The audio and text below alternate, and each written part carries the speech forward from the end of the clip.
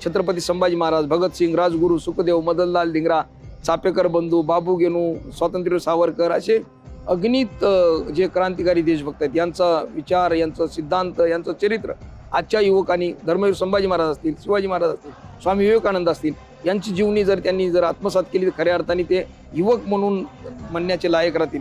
नाही तर व्यसनाधीन तरुण जर राहिले तर काय देशाची संपत्ती, काय देशाचं भलू करू शकणार आहेत, काय भलं करतील ते. म्हणून निर्व्यसनी तरुण पाहिजे, निर्व्यसनी तो सुशिक्षित पाहिजे, निर्व्यसनी पाहिजे, सुसंस्कारित पाहिजे.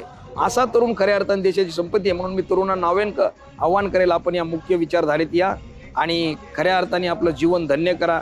आणि राष्ट्रभक्ती, धर्माबद्दल स्वाभिमान असणं हे काही चुकीचं नाही आहे. म्हणून आपल्या धर्माबद्दल स्वाभिमान ठेवून एक राष्ट्रभक्त जे आमचे क्रांतिकारी देशभक्त यांचं चरित्र वाचून चांगलं निर्व्यसनी जीवन आपण जर जगलात तर राष्ट्राच्या काहीतरी कामी आपलं जीवन लागेल, असं मी तरुणांना आवाहन करेन.